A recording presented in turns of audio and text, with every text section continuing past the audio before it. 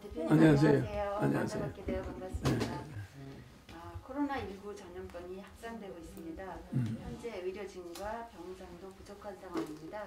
정부 차원에서 어떻게 대처해야 한다고 생각하시는지요? 코로나19는 2단계 조치를 가지고 중소 영세 자영업자들이나 소상공인들이 생업에 지장이 없는 정도의 방역을 해야 된다고 이제 보죠. 그러니까 2단계로서 뭐 당분간 안정될 때까지 유지해야 된다고 봅니다. 뭐 단계를 올리고 3단계 자살자가 더 많아지니까 코로나로 죽는 사람보다 자살하는 사람이 더 많아질 거예요. 내년에는. 그래서 치료제도 빨리 개발해야 되겠지만 곧 국내에서 나올 것이고 또 백신도 이제 나올 거니까 가능하면 코로나를 너무 국민들에게 공포심을 준다기보다는 코로나와 함께 가는 거죠. 2단계 조치로 식당이나 모든 영업은 정상으로 하고 그 대신에 마스크하고 주의할 거 하고 걸린 사람은 자가 격리해서 심하면 병원 가고 그래서 뭐 독감 정도로 생각하고 우리 이기고 나가야 돼요. 그렇지만 2단계까지의 조치는 필요하다고 생각해요.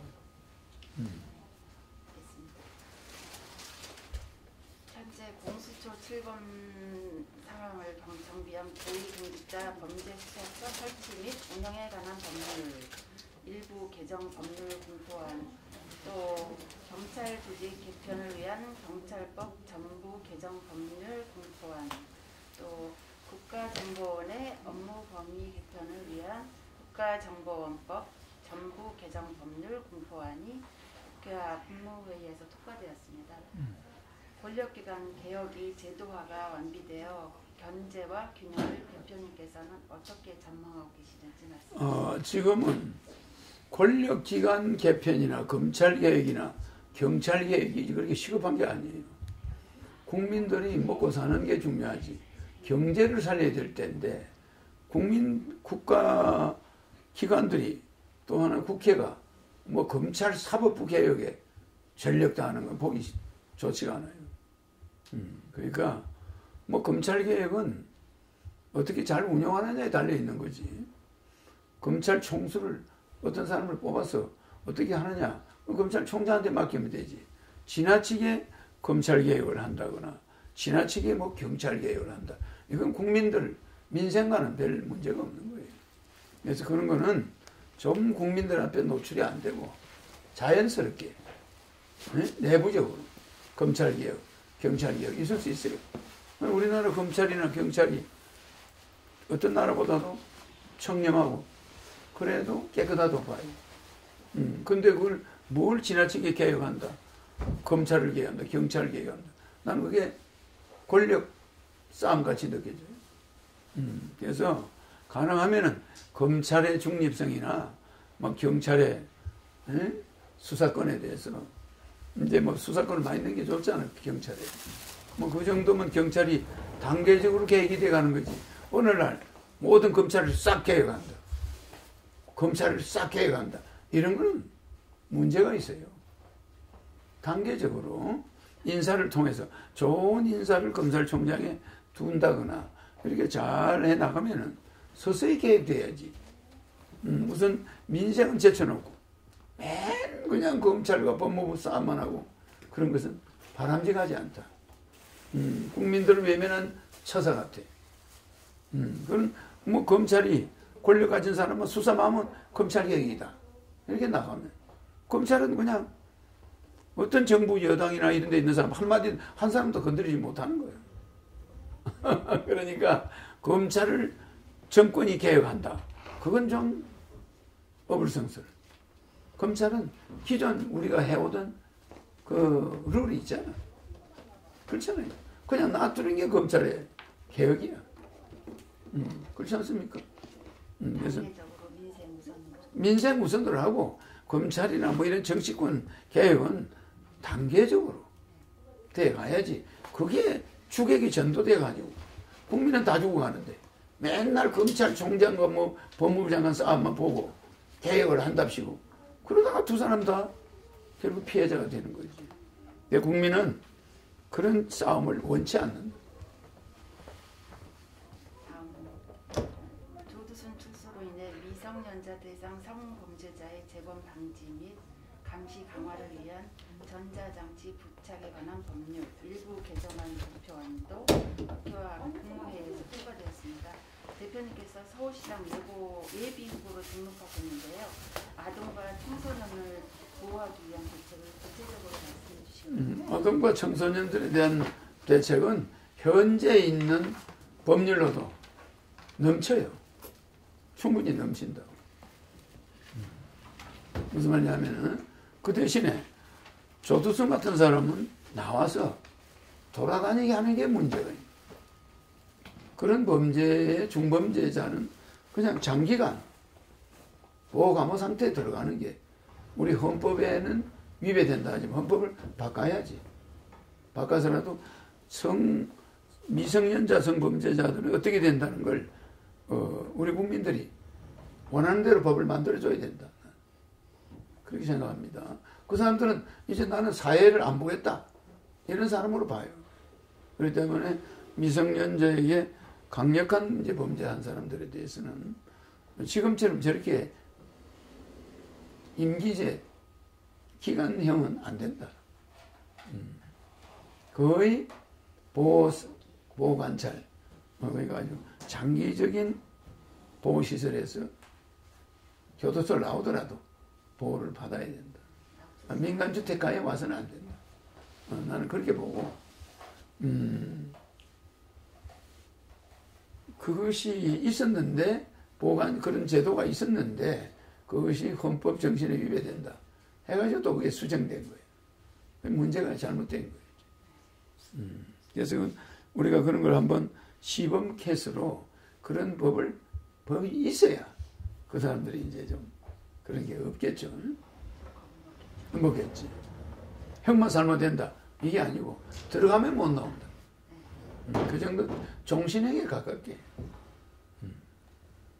그러니까 아까 잠깐 언급하셨는데요. 추미애 법무장관과 윤석열 검찰총장과의 기싸움이 최대 이슈로 국민들에게 피로감을 주고 있는데요. 추미애 장관은 사의 표명, 윤석열 총장의 직무 정지. 대표님께서 향후 어떻게 전망하고 계십니까? 추미애 법무부 장관은 이제 사의를 표명했잖아. 네. 그게 뭐 수리될지 모르는 거고, 또 법무부 장관, 검찰총장도 두 개 다 대통령 손에 들어갔죠. 바톤은. 그래서 나는 대통령이 한번 임명한 검찰총장의 임기는 항상 보장하는 게 좋고, 그 성력 없는 수사를 하라고 지시한 사람도 대통령이었으니까. 성력을 건드리면 그냥 검찰총장을 갱신해 바꿔야 된다. 이렇게 나오면 검찰총장 못하는 거지. 그래서 문재인 대통령도 잘하지만은, 검찰총장도 국민들이 볼 때는 크게 문제가 있다고 보지 않았으니까. 그게 법무부 장관 사이나 징계, 검찰총장의 징계가 좀 느슨하게, 원만하게 해결되기를 바라요. 대표님께서는 청문회법을 폐지한다고 주장하고 계신데요. 그 이유를 말씀해 주십시오. 청문회법은 왜 폐지돼야 되냐? 그건 선진국들이 잘못 만드는 거예요. 우리나라는 사법부가 있고 검찰이 있잖아. 그런데 국회의원들이 그 청문회를 해서 제대로 청문회를 장관이 대통령이 국가를 통치하려면 자기 마음에 드는 장관을 써야 돼요. 그런데 마음에 드는 사람은 전부 걸려. 청문회 가면은. 그렇잖아요. 어떤 때는 재벌들이 운전수를 쓸 때 교통사고를 많이 낸 사람을 써요. 큰 사고를 내본 사람. 왜냐? 사고를 내봤기 때문에 사고를 조심해. 사고를 한 번도 안 낸 사람은 위험이 있다 이 말이에요. 항상 교만하단 말이에요. 난 사고 한 번도 안 났어. 요러고 다니다 꽝 해서 죽거든. 그러니까 장관 후보들이 정가도 있고 무슨 말인지 알겠죠? 이런 게 있는 사람이 국민들 일을 더 잘해. 자기 몸만 보신하고 교수로 그냥 조용히 몸만 도사리고 눈치 잘 보는 사람들. 이런 사람들은 하자가 없네, 청문회에서. 그런 사람 뽑아내면 나라는 망하는 거야. 뭔가 의욕을 갖고 막 일을 하다가 사고도 내고 막 정가도 있고 이런 장관이라 해야 되는데 샌님들만 뽑는 거예요, 전부. 어? 조용히 몸만 도사리고 숨어 있는 사람들. 그런 사람이 장관이 된단 말이에요, 그렇게 되면. 그러니까 청문회 제도는 대통령의 임명권을 제한하는 거예요. 그건 안 돼요. 대통령이 왜 뽑아줘? 대통령이 뽑는 사람은 믿어야 돼요. 그걸 다시 국회에서 청문을 한다. 그리고 장관을 임명한다. 이러면요, 국회의원들이 대통령 해, 그냥. 그럼 대통령 뭐예요? 로봇이게?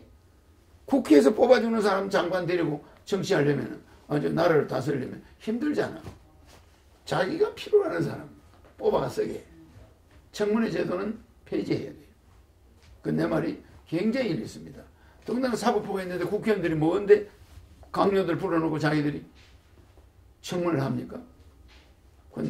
그거는 잘 아시겠지만 국회의원은 정당은 말입니다. 사적 집단이에요. 정당은. 공적 집단이 아니잖아. 그렇죠? 그 사적 집단이 투표에서 뽑혔어. 그 국회의원은 정식 공무원이 아니에요. 임시직이야. 그들이 뭔데 공무원을 불러놓고 예? 그게 뭡니까? 그래서 국회의원들의 권한도 대폭 축소해야 돼요.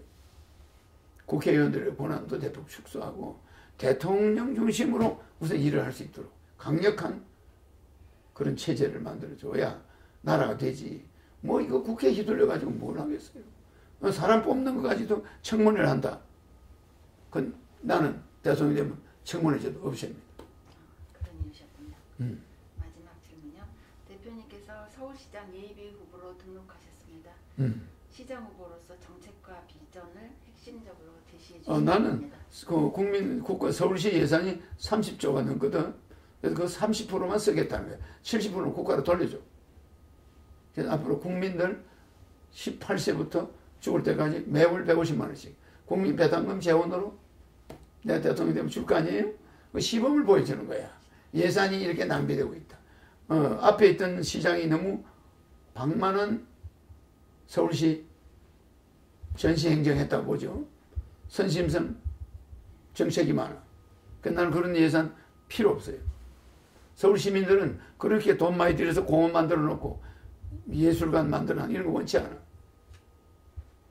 알겠죠? 서울시가 옛날의 모습이 있을지라도 좀 낙후되더라도 시민들 마음이 편해야지. 생활이 안정되고. 그래서 서울시 예산의 70%는 정부에다 돌려주고 서울시는 그 30%만 가지고 모든 전시행정 수도 선심성 행정 수도 알겠죠? 그래서 국민 서울 시민들의 주택 보유세, 재산세, 종합토지세 폐지하는 거예요. 안 받아요. 자동차 등록세나 이런 건 매매세는 받지만 자동차 보유세 안 받습니다. 그러니까 재산세 없어지죠. 종합토지세 없어지죠. 그 다음에 자동차 보유세가 없어져요. 이래서 서울 시민들이 안 그래도 정년퇴직해서 실업자인데 집에 세금이 나와봐. 또 집이 은행에 잡혀서 이자까지 내는데 재산세 내라? 집까지 있는 게 무슨 죄입니까? 집은 살 때 취득세 내고 팔 때 양도세로 끝내야 돼. 그렇잖아요. 그 1년에 뭐 주택 보유한 세금을 내라. 이건 공산주의지. 자본주의가 그렇게 합니까? 그건 안 돼. 이런 자본주의는 수정해야 돼. 그래서 나는 서울시장이 되면 서울시만이라도 재산세, 자동차 보유세 안 받아. 서울시 예산이 30조인데 우리나라 전체 재산세가 4조예요. 서울시 재산세 2조입니다. 우리나라 전체 부동산, 종합부동산세가 1조 5천억이에요. 그 서울시 부동산세가 1조예요. 그거 안 받아도 30조에서 3조 원 안 받아도 돼요. 국민들이 잘 살아야지. 뭐 세금 거둔다고 됩니까? 그래서 나는 서울시장 월급 안 받고 서울시 판공비 내 돈 한 100억 내 돈 가지고 쓰겠다. 그럼 예산, 서울시 예산은 손 안 대, 시장은. 월급도 안 받고, 판공비도 내 돈 써. 근데 이제 서울시 간부들은 판공비 다 없애. 알겠죠? 네. 기존 서울시가 하는 청소 기능, 수도 기능, 뭐 이런 거, 그런 거는 하고, 일체 전시행정이나 공사 이런 거 안 합니다. 단 수돗물만 팔당댐을 없애버리고 청평댐에서 턱급수를 공급하겠다는 거예요. 팔당댐에서 우리 벌레 나오잖아요, 물에. 그 물에 알이 많아. 이 벌레들 알이 너무 많아요. 그게 여자들이 막 모여가고 남자들이 모여갈 때 몸속으로 들어가. 그렇잖아요. 그러니까 이게 병균이 알들이 벌레가 몸속에 돌아다니면 되겠어요. 그래서 청평댐 턱급수 공급하겠다. 그거 하나만 서울시장 때 해주겠다. 내 공약은 간단합니다. 재산세 안 받는 거. 큰 공약이십니다. 네? 크신 공약이시다. 예, 말씀 감사합니다. 오늘은 여기까지 듣겠습니다. 그래요.